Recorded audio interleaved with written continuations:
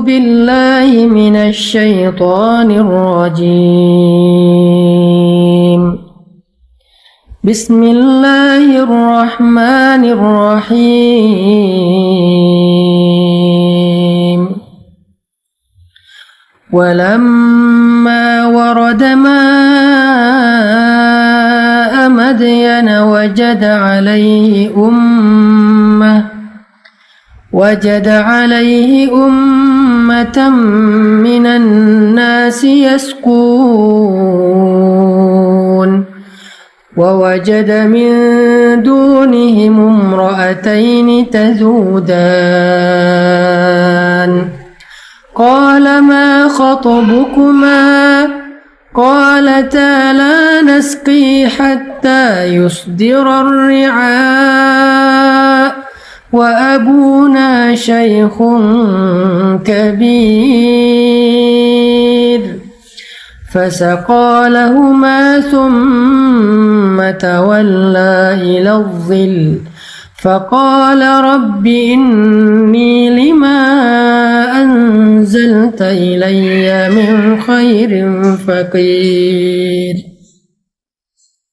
فسقى لهما ثم تولى إلى الظل فقال رب إني لما أنزلت إلي من خير فقير Sadaqallahul Azim. Dan ketika Musa sampai di sebuah oasis di daerah Madian,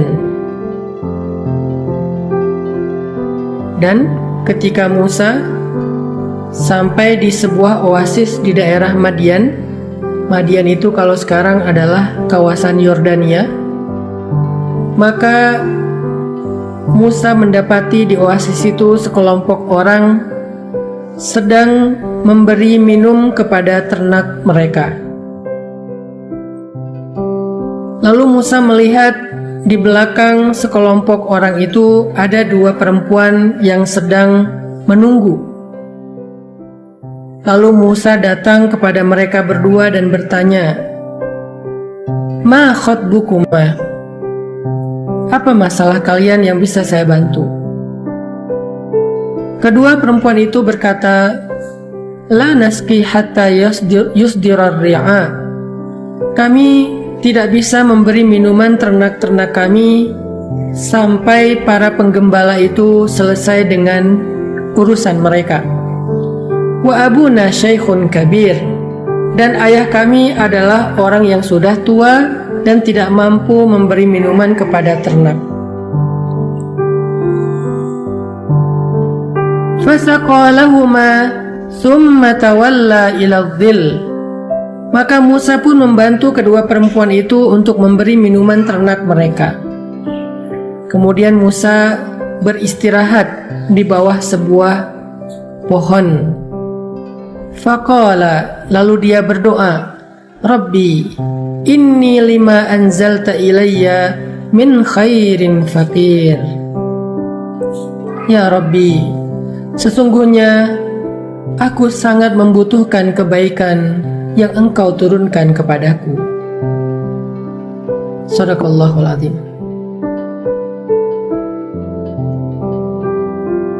Teman-teman yang dirahmati Allah Subhanahu wa taala, kisah yang kita baca barusan adalah salah satu penggalan dari kisah panjang Nabi Musa di dalam surat Al-Qasas. Dan sesuai dengan tema kita dalam live adalah fiqhul masyair, fikih perasaan, maka kita malam ini pengen belajar tentang bagaimana Nabi Musa mengendalikan dan mengatur perasaannya terhadap lawan jenis.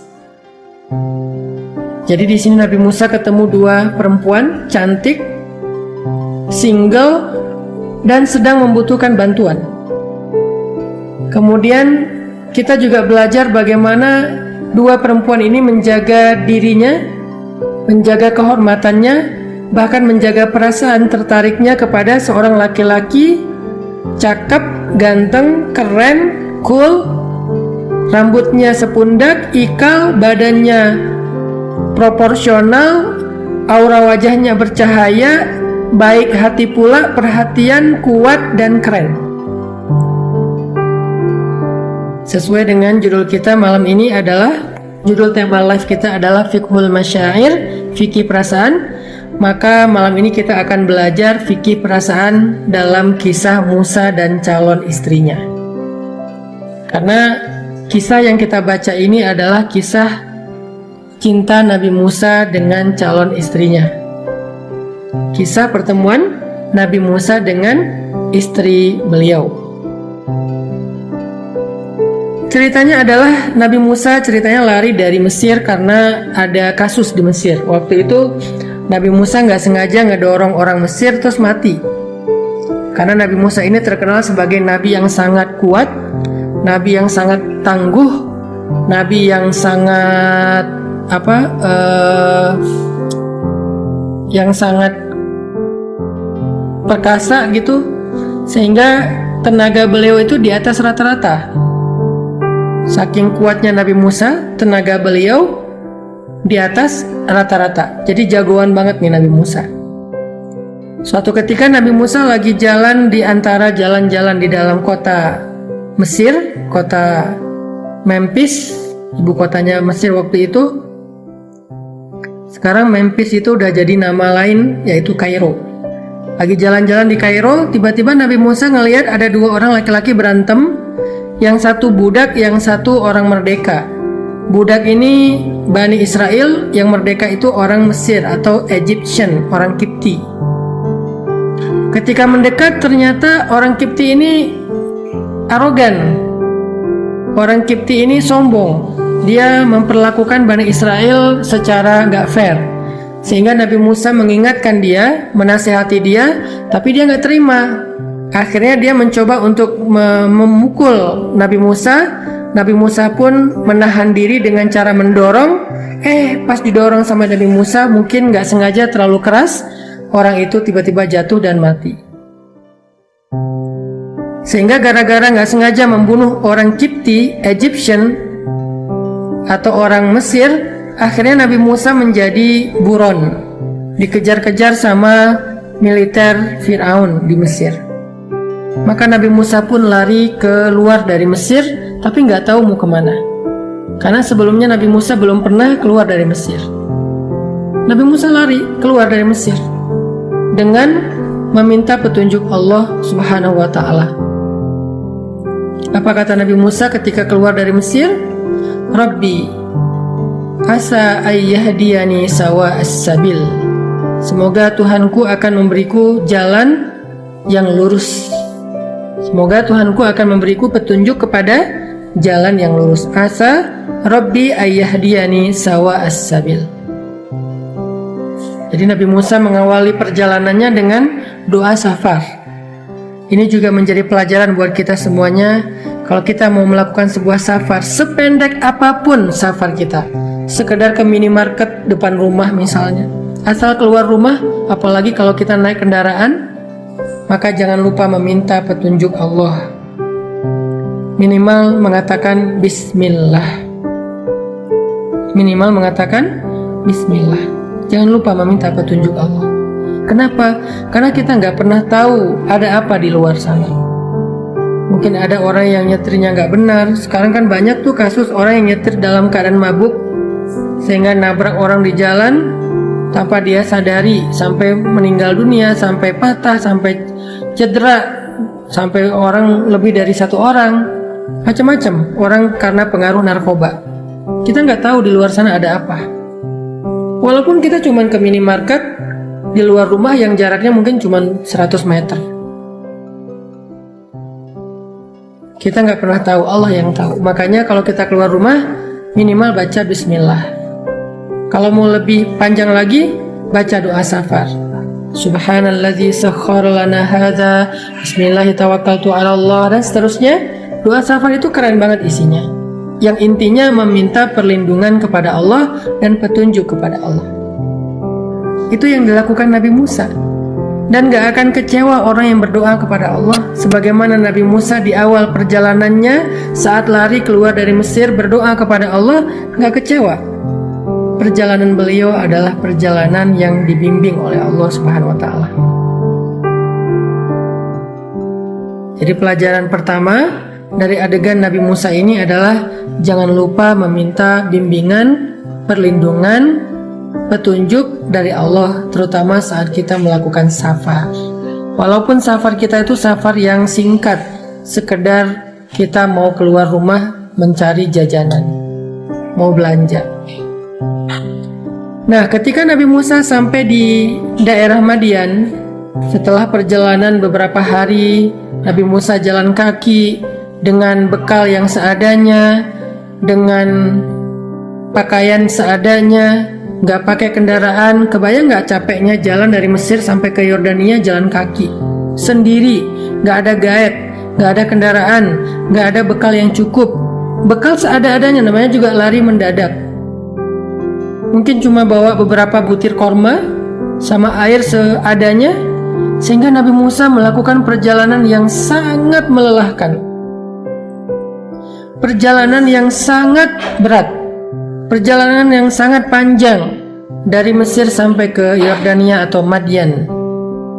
Sampai di Madian, Nabi Musa melihat sebuah oasis. Oasis itu kalau di tengah padang pasir adalah harapan. Ketika orang haus, ketika orang lapar, ketika orang lelah, oasis adalah harapan. Di tengah padang pasir yang gersang, gak ada air, panasnya luar biasa, maka ketika melihat oasis, itu rasanya kayak melihat surga. Ketika melihat oasis, rasanya kayak melihat surga. Akhirnya Nabi Musa pun datang ke oasis tersebut untuk mencari kebaikan yang ada di sana. Apakah beristirahat, apakah mendapatkan makanan, dan seterusnya. Ketika Nabi Musa sampai di oasis, Nabi Musa melihat ada sekelompok sekelompok gembala ya. Para penggembala sedang memberi minuman ternak mereka. Dulu tuh satu gembala itu bisa punya 100 ekor onta, 100 ekor domba. Mereka punya ternak yang banyak, satu orang penggembala. Dan ini ada beberapa orang penggembala yang lagi ngantri ngasih minum ternak mereka.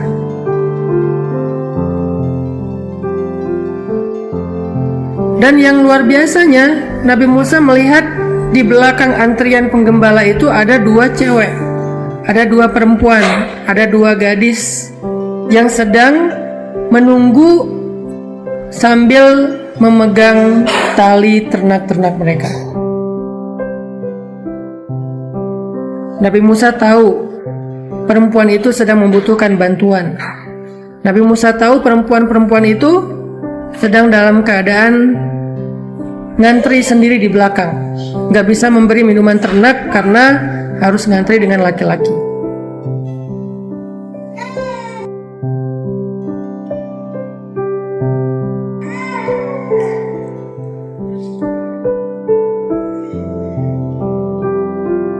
Akhirnya Nabi Musa pun datang kepada mereka. Lalu Nabi Musa bertanya kepada kedua perempuan ini, "Ma khatbukumah?" Apa masalah kalian? Ma khatbukumah? Apa masalah kalian? Nabi Musa nggak nanya alamat mereka, Nabi Musa nggak basa-basi, Nabi Musa nggak caper kepada mereka. Nabi Musa langsung kepada inti pertanyaan, to the point. Ma khatbukumah? Kalau bahasa kita, apa yang bisa saya bantu? Kalau bahasa kita, ada yang bisa saya bantu, itu arti ma khatbukumah. Kalau bahasa resminya, terjemahan bakunya, apa masalah kalian? Jadi kalau misalnya ketemu dengan perempuan atau dengan lawan jenis yang kita nggak kenal tapi kita tahu mereka membutuhkan bantuan, jangan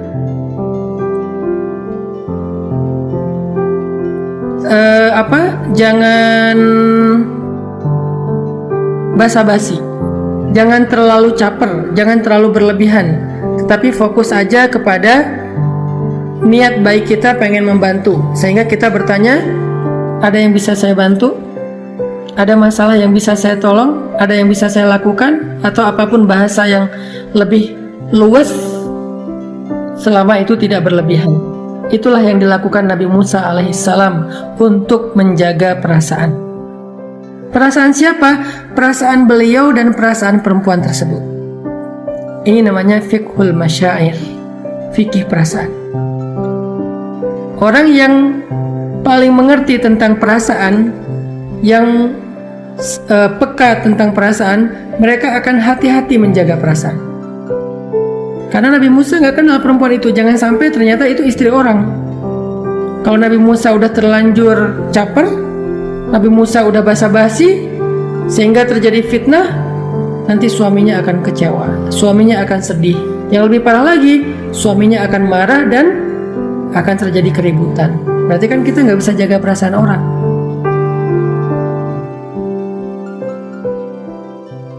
Atau kalau misalnya kita caper kepada seorang gadis yang ternyata ayahnya tahu, sehingga ayahnya ngelihat anak perempuannya dekat dengan laki-laki, anak perempuannya dicandain sama laki-laki yang bukan muhrimnya, ayahnya akan sedih, ayahnya akan kecewa.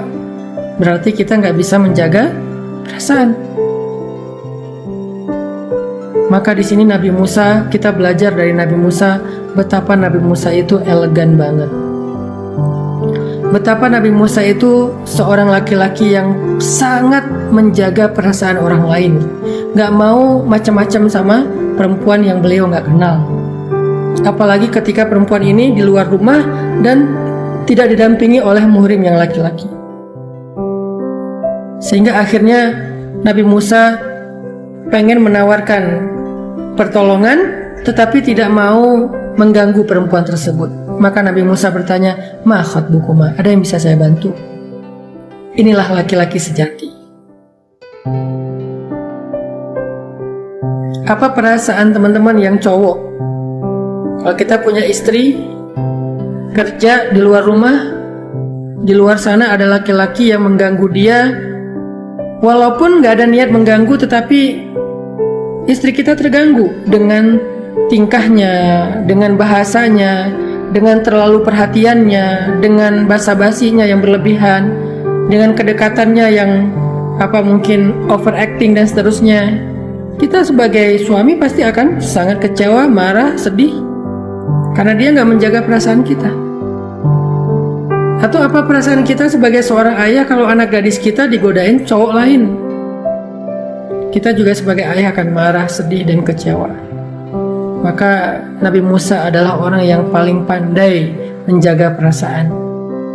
Menjaga perasaan saudara laki-lakinya perempuan ini kalau dia punya saudara laki-laki. Menjaga perasaan ayahnya perempuan ini kalau dia masih punya ayah. Menjaga perasaan suaminya perempuan ini kalau dia punya suami. Sehingga Nabi Musa ketika melihat dua perempuan ini dalam keadaan membutuhkan pertolongan, Nabi Musa fokus dengan ingin menolong. Ma khatbukuma? Ada yang bisa saya bantu? Ada masalah? Itu yang ditanya oleh Nabi Musa alaihissalam. Ini menunjukkan Nabi Musa adalah laki-laki yang sejati, laki-laki ideal. Lalu perempuan ini menjawab pun dengan perasaan malu-malu. Perempuan ini menjaga kehormatannya, dan salah satu penjaga bagi seorang perempuan itu adalah rasa malunya. Fa'il lam tastahi fa'mal ma syi'ta, kata Nabi. Kalau kamu gak punya malu, kamu akan melakukan apa yang kamu mau. Karena gak punya malu. Gak ada lagi penjaga, gak ada lagi yang menghalangi, gak ada lagi rem, udah langsung los saja.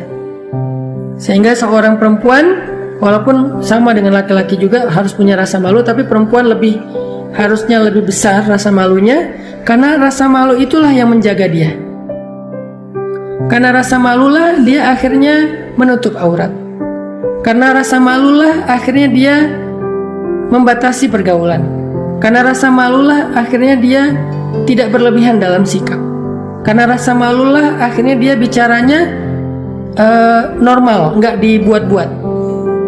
dia punya rasa malu yang besar. Dan semua perempuan solehah yang kita baca sejarahnya di dalam Al-Quran atau Sunnah, semua mereka punya rasa malu yang besar. Maryam, Sayyidah Maryam radhiyallahu anha, rasa malunya besar banget. Sayyidah Aisyah radhiyallahu anha, rasa malunya luar biasa.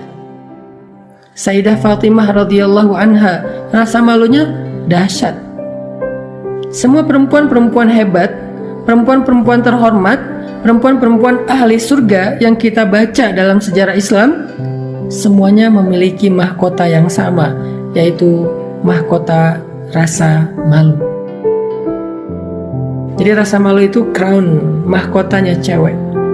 Semakin besar rasa malunya, semakin besar mahkotanya, sehingga dia menjadi seorang ratu atau putri yang terhormat.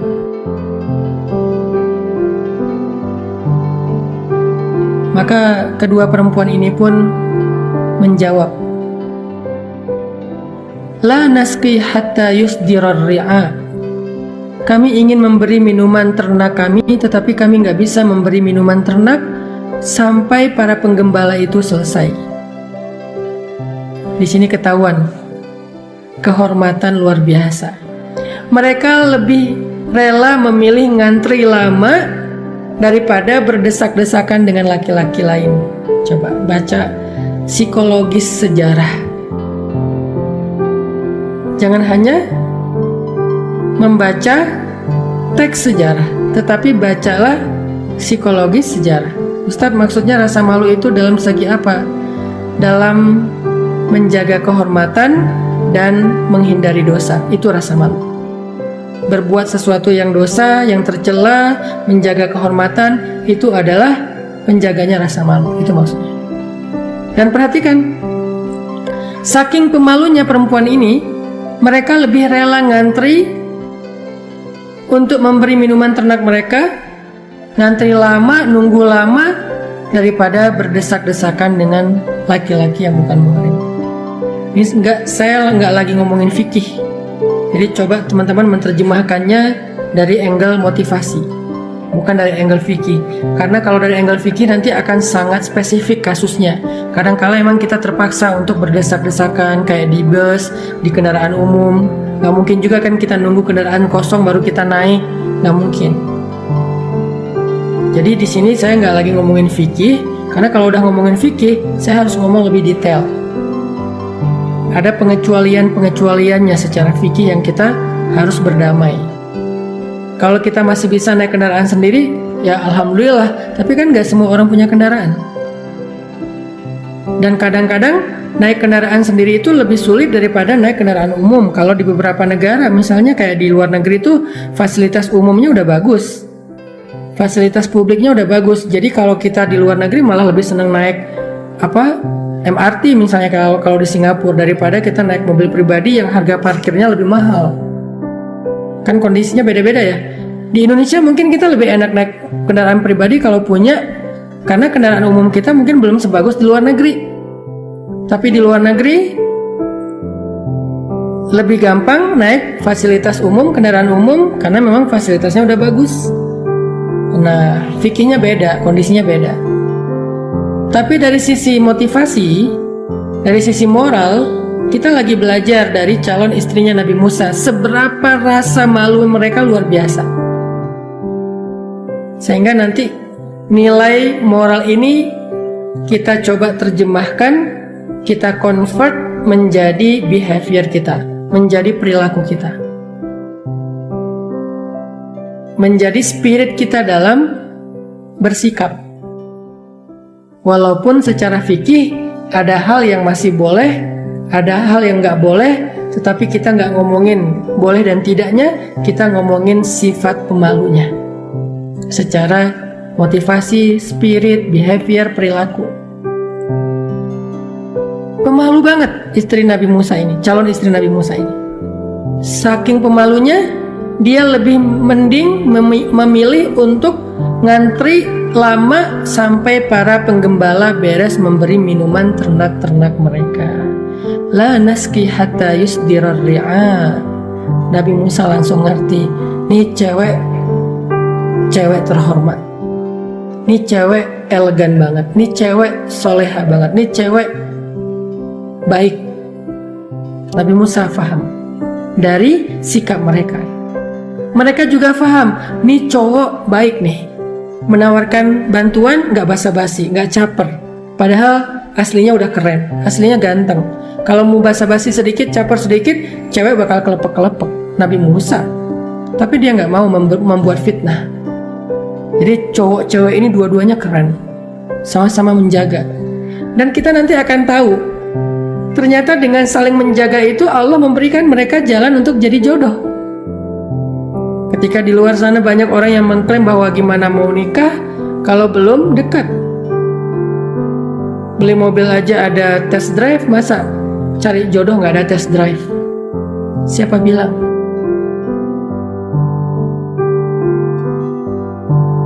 Padahal Nabi Musa dan calon istrinya termasuk orang yang sangat menjaga dan membatasi diri, tapi bisa jadi pasangan. Jadi nggak usah khawatir soal jodoh. Nggak gara-gara kita nggak pacaran terus kita nggak nikah, nggak gara-gara kita nggak punya teman lawan jenis terus kita nggak punya calon jodoh. Nggak gitu sih jodoh tuh rumusnya. Rumus jodoh itu nggak pakai logika. Rumus jodoh itu pakai iman, pakai ketaatan. Itulah rumus jodoh.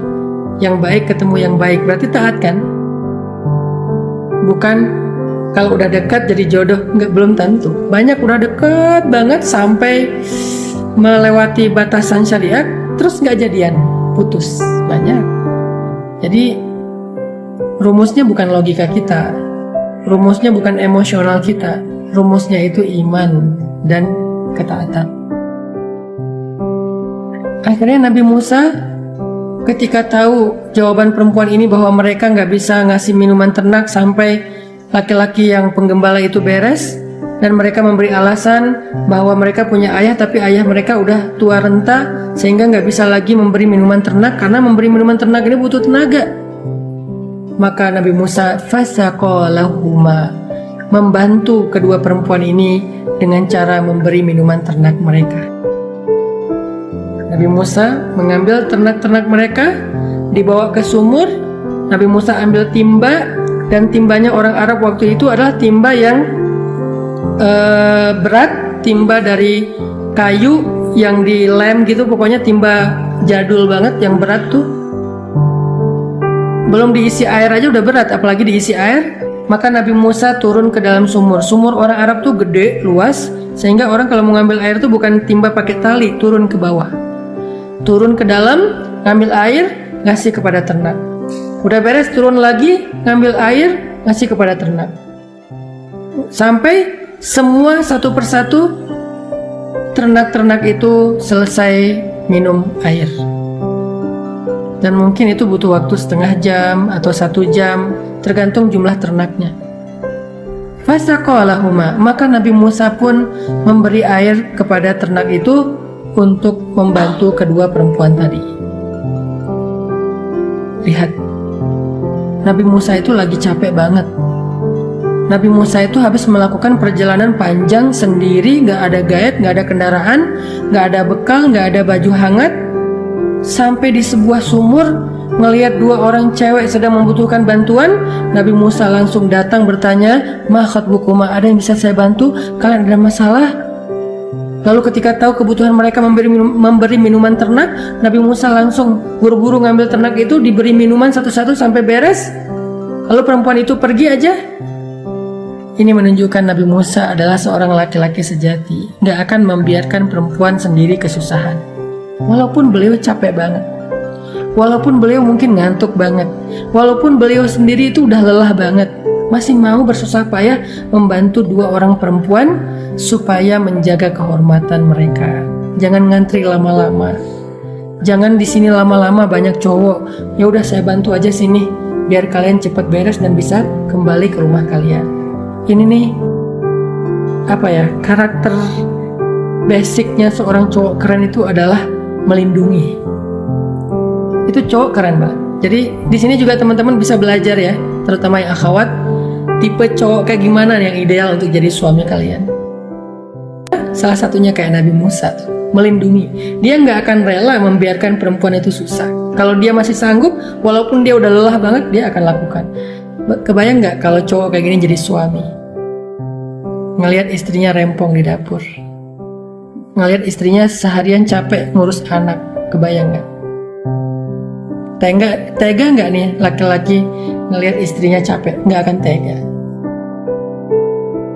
Tega nggak nih laki-laki ngelihat istrinya rempong? Nggak akan tega. Kenapa? Karena dia adalah cowok sejati. Dan buat cowok, belajarlah menjadi seperti Nabi Musa,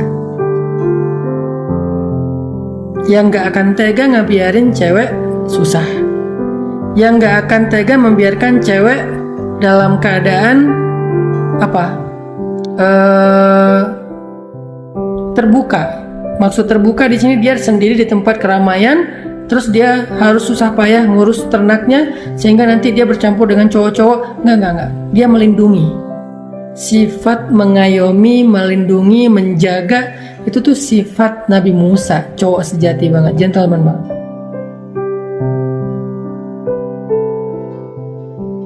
Saya tuh sering banget ngebahas tentang Nabi Musa dari zaman awal-awal dulu saya ceramah tentang hijrah.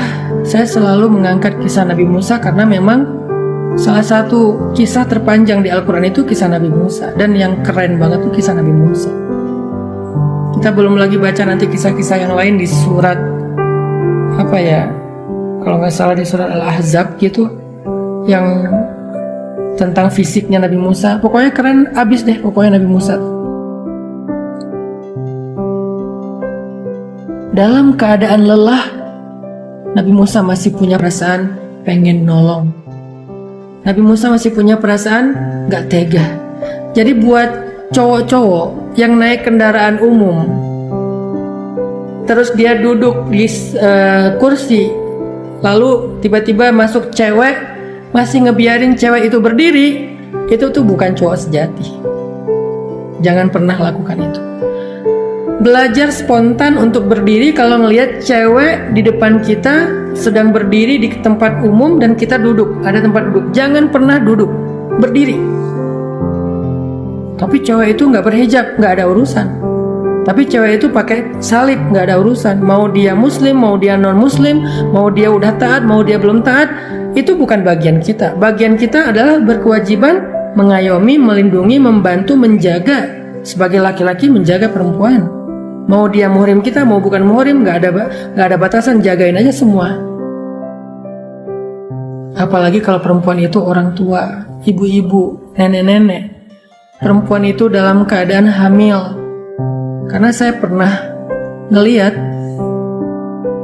ada cowok duduk dengan tenang, dengar pakai headset, dengar musik mungkin, dan dia secara fisik normal, bukan orang yang disabilitas. Di depannya ada perempuan berdiri. Memang bukan perempuan, bukan orang tua, tapi namanya perempuan, kita harus menghargainya. Dia duduk aja anteng sampai beres. Waktu itu saya lagi naik kendaraan di mana gitu. Ada beberapa kali kejadian. Itu nggak boleh. Gimana kalau cowoknya udah tua, Ustadz? Kan nggak tega juga, Ustadz. Ya, kita bisa ngukur lah. Kalau udah kakek-kakek ya jangan dong. Kalau kakek-kakek kan statusnya syekhun kabir seperti di ayat tadi, ya sama dengan perempuan, sama-sama harus kita hargai. Tapi kalau masih bapak-bapak, masih kuat, normal pula, harusnya dia berdiri. Apalagi kalau perempuan itu perempuan khusus, yaitu perempuan yang sedang hamil, atau perempuan yang orang tua, dan seterusnya. Kalau di Mesir, pengalaman saya dulu waktu kuliah tuh, kalau misalnya kita naik damri ya, naik bis umum mau ke kampus, kita karena kan berangkatnya pagi-pagi tuh, kita naik duluan. Soalnya rumah kita tuh paling ujung, halte terakhir lah. Jadi pas kita berangkat pasti kita dapat tempat duduk biasanya. Pulang juga pasti dapat tempat duduk karena tinggal dikit orangnya. Masuk nih ke bis, duduk. Tapi kan pas halte-halte berikutnya orang bertambah. Nah, biasanya ada budaya di Mesir, nggak tahu sekarang ya, dulu waktu saya masih kuliah, Kalau yang masuk ke bis itu ibu-ibu, bukan perempuan muda, ibu-ibu khususnya, itu sebis akan berdiri. Keren ya? Itu sebis akan berdiri mempersilahkan ibu-ibu ini mau duduk, milih tempat duduk yang mana nih. Walaupun biasanya dipilih yang paling depan. Sebis itu akan berdiri, silakan bu, silakan. Semuanya mempersilahkan, dan ibu ini kayak ratu gitu, bebas memilih tempat duduk yang mana, mau di pojok sana, mau di sini, mau di situ, bebas. Perempuan dihargai. Bahkan di pasar nih serba-serbi lah kehidupan di Mesir di tempat ayat-ayat cinta ya. Karena saya di sana 6 tahun dan cukup senang banget tinggal di Mesir tuh. Itu tuh di pasar, kalau ibu-ibu belanja ya, pedagangnya cowok, pembelinya cewek, ibu-ibu, wah itu mah kita bakal kasihan sama pedagangnya. Kalau di Indonesia kita kasihan kepada pembelinya, kalau di Mesir kasihan kepada penjualnya. Kenapa? Bebas banget tuh ibu-ibu milih sayur, udah dimasukin ke dalam kantong, nggak jadi, ganti lagi. Nawarnya, aduh, udah kayak mau minta gratis loh, luar biasa. Dan penjual nggak boleh marah. Kalau penjual sampai marah, apalagi sampai berantem sama ibu-ibu, itu dia bakal dibully sepasar. Kalau dia berantem sama ibu-ibu, rame sama ibu-ibu, atau duduk ketika ibu-ibu berdiri di bus, dia akan dibully satu bis. Dia akan dibully satu bis. Biasanya di bis itu ada etika ya, ada budaya di Mesir itu yang diprioritaskan itu ibu-ibu, bukan perempuan. Kalau perempuan muda mungkin masih tergantung orang. Tapi kalau ibu-ibu, bapak-bapak, sama ulama. Ini budaya yang saya rasain di Mesir. Kalau yang masuknya ulama, kelihatan dari pakaiannya, ini bajunya dosen Al-Azhar. Kan dosen Al-Azhar itu minimal gelarnya doktor ya. Nggak ada yang di bawah doktor, S2 tuh nggak ada. Semuanya doktor atau profesor. Kalau dosen Al-Azhar udah masuk ke bis, kok dosen Al-Azhar masuk bis? Ya, karena dosen Al-Azhar itu gajinya kecil. Udah kecil,